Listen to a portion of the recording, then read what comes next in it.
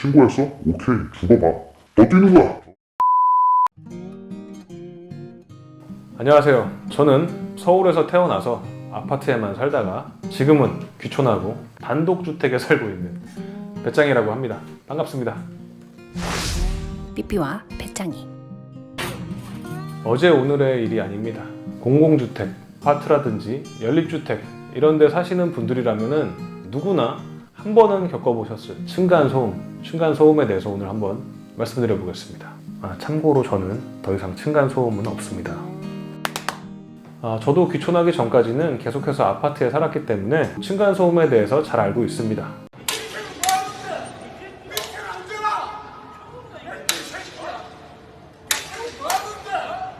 그 당시를 생각해보면 당연한 얘기지만 공동으로 살고 있기 때문에 조심하는 게 맞죠. 내가 가해자가 될 수 있지만 동시에 피해자가 될 수도 있기 때문에 밤중에는 내 집을 걸어 다니는 거지만 밑에 집을 생각해서 소리 안 나게, 현관문이나 창문 같은 거를 열고 닫을 때도 쾅! 이렇게 닫으면 안 돼요. 왜냐? 그게 또 소음 피해를 줄 수가 있어요. 그동안 현관문 소리로 갈등을 겪어왔다고 하는데 아랫집 주민에게 흉기를 휘두른 겁니다. 아침 저녁으로 밑에 집, 위에 집, 옆집 사람들을 복도나 엘리베이터에서 마주칠 수 있는 확률이 굉장히 높습니다. 그렇기 때문에 서로 얼굴 붉히지 않으려면은 조금 시끄러워도 내가 참던지 아니면 참다 못 견뎌서 얘기를 하더라도 어떤 새끼인지 몰라도 진짜 뒤졌다. 본인들은 그러지 않았다라는 이런 얘기가 돌아오고 이러면은 괜히 사이만 어색해지고 왜 나는 하필 이런 놈이 우리 윗집으로 이사를 왔나? 그렇다고 해서 이게 저녁에 집에 들어오면 해결되는 일이 아닙니다. 매일 반복되는 똑같은 일입니다. 뭐 아무튼 이젠 조용해졌으니까 다시 공부를 시작해볼게. 참는다고 해결되는 것도 아니고 그 사람네 집에 가서 얘기를 한다고 해결되는 것도 아닙니다, 사실은. 임대 아파트라든지 오피스텔 이런 데만 국한된 얘기가 아니라 연예인들이 사는 고급 아파트라든지 강남에 있는 몇십억짜리 아파트 이런 데에서도 똑같은 층간소음 문제가 항상 발생을 한다고 해요. 왜 그럴까? 일단 법이라든지 제도 자체가 우리나라에 부족합니다. 그걸로 처벌을 줄 수가 없는 상태라고 해요. 그런 게 없다 보니까 결국에는 직접 사는 사람들끼리 부딪혀가면서 협의하고 합의하고 그렇게 해결해 볼 수밖에 없어요.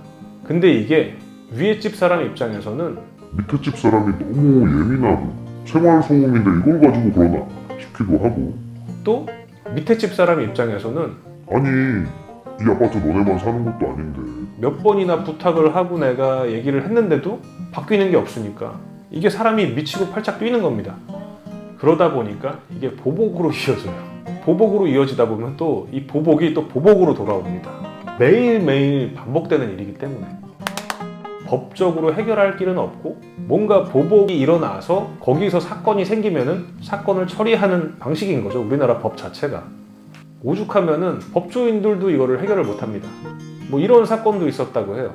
밑에 집 사는 판사가 이거 망치 땅땅 이거 하시는 그 점잖으신 판사님께서 위에 집이 하도 시끄럽게 해서 그게 해결이 안 되니까 판사가 이제 열이 받아가지고 뚜껑이 열려가지고 그 위에 집 차에다가 빵꾸를 내놓고 문 손잡이에다 본드 발라놓고 했다가 그 걸린 사건이 있었어요. 그러니까 이게 무슨 말이냐, 판사님들도 미쳐버릴 만큼 이 층간소음에 대한 스트레스는 상상을 할 수 없을 정도로 극심하다. 또 하나, 법조인이지만 사실 이걸 법으로 해결할 방법이 없다. 층간소음 변호사도 따로 있다고 합니다. 전문적으로 있긴 있는데 그분들도 결국에는 솔루션으로 이사 가라는 얘기를 많이 한다고 해요. 그리고 심지어 본인들도 층간소음을 겪을 거 아니야. 변호사라고 아파트 안 삽니까? 서울 살면 거의 다 아파트 사는 거지. 그분들도 자기네가 이제 겪으면은 어떻게 할 수 없으니까 이사를 간다고 합니다. 만약에 내가 층간소음 변호사를 통해서 소송을 걸었어. 그러면 이제 소장이 날아갈 거 아니야, 윗집에. 그러면은 이게 민사기 때문에 몇 년 걸려요. 빠르면 2년, 3년. 그러면은 그 동안에는 이 윗집에서 신고했어? 오케이, 죽어봐. 너 뛰는 거야. 애들 불러가지고 맨날 그냥 파티하고 어떻게 할 수가 없어요. 거열받는 거지. 결국에는 내 손해다. 그렇기 때문에 실질적으로 그걸로 해결을 받을 수가 없어요. 만약에 내가 거기서 뭔가 승소했어, 이겼어, 약간의 보상금이 나온다고 합니다. 큰 소리로 떠들거나 노래를 불러 이웃을 시끄럽게 한 사람 10만 원 이하의 벌금.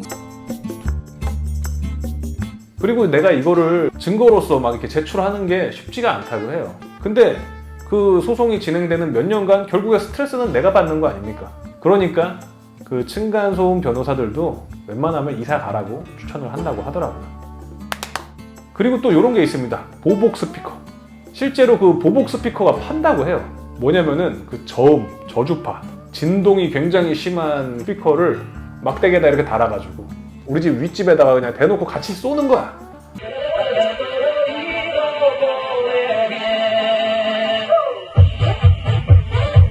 그리고 또 층간소음 보복 전용 음원도 있다고 해요. 꽝! 막 이렇게 울리는 거. 귀신 소리 나고.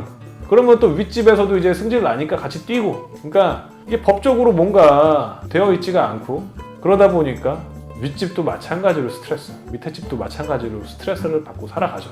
삐삐와 배짱이. 최근에는 또 뭐 협박 쪽지 해가지고 일부러 글씨 빼뚤빼뚤하게 써가지고 저 교도소에서 나온 지 얼마 안 됐습니다. 평화롭게 살고 싶습니다. 작작 뛰시오. 막 해가지고 그렇게 붙여놓고 그런 것도 있다고 하는데 그런 게 뭐 근본적인 해결은 할 수 없는 거고요. 그리고 공통적으로 이 층간소음에 시달리면은 안 당해보면 절대 모른다. 사람이 미쳐간다. 불면증에 시달리게 되고 휴식다운 휴식을 취하지 못하다 보니까 신경쇠약까지도 걸릴 수 있다. 이게 약간 노이로제처럼 내가 거기에 극도로 예민해지다 보니까 나중에 귀 트임 현상이 생겨가지고 오히려 환청이 들리고 정말 작은 소리에도 내가 자꾸 반응하게 되고 진짜 말 그대로 미치는 겁니다. 게다가 또 요즘에 아파트들 보면은 세 집 정도가 이렇게 한 복도를 쓰는 타워형 아파트들이 많은데 사실 우리 윗집이 쿵쿵대지 않더라도 윗집의 옆집 거기서 쿵쿵대도 우리 집에 소리가 날 수가 있고 고스란히 우리 집까지도 전달되는 경우가 많기 때문에 윗집에다 얘기하면 윗집만 억울하는 경우도 생기고 그러다 보니까 결국에는 가장 빠른 게 보복 아닌가. 타이어 펑크 내고 차 긁어놓고 대문 앞에 똥 싸놓고 주로 나는 원인은 뭐 그렇죠. 아이들 뛰어노는 거 그리고 이제 어른들이라 하더라도 좀 걸음걸이 자체가 약간 발 뒤꿈치로 이렇게 찍으면서 발망치라고 하죠. 쿵쿵쿵 이렇게 걸어 다니시는 분들이 계세요. 내가 내 집에 살면서 내 거실 걸어 다니는데 내가 왜 바꿔야 되냐. 이거 자체를 인정을 안 하시는 분들이 많습니다. 그냥 새벽에 뭐 화장실 가려고 그냥 나는 갔을 뿐인데 밑에 집에서는 막 새벽부터 위에 집에서 망치질하는 소리가 들린다고 하고 말도 안 되는 얘기로 그러다 보니까 이 악순환이 자꾸 반복이 되는 거죠. 이게 우리나라 아파트 구조상 해결되기가 힘든 문제라고 하더라고요. 왜냐면은 아파트의 효율을 위해서 벽면식 구조라고 기둥을 박아서 올리는 게 아니라 벽 자체를 만들어서 벽을 쌓아 올리는 구조로 요즘에 거의 대부분의 아파트들이 정말 고가의 아파트들도 다 이렇게 짓고 있다고 합니다.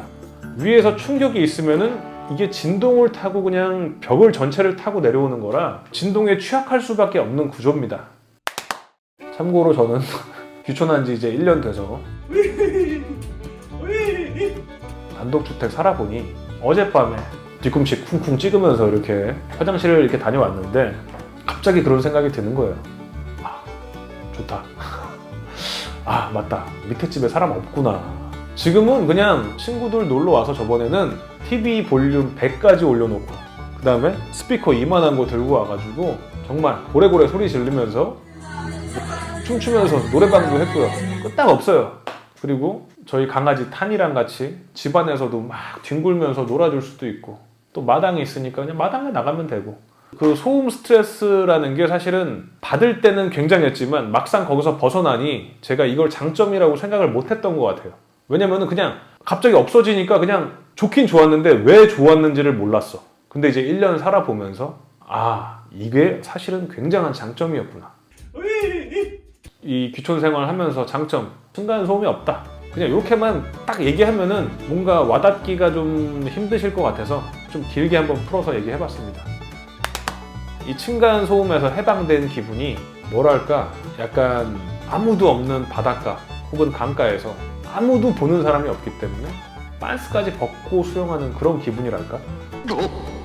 아무튼 돌아오는 이번 주에 명절 새러 갑니다. 가서 층간소음 좀 두드려 맞고 오겠습니다. 감사합니다.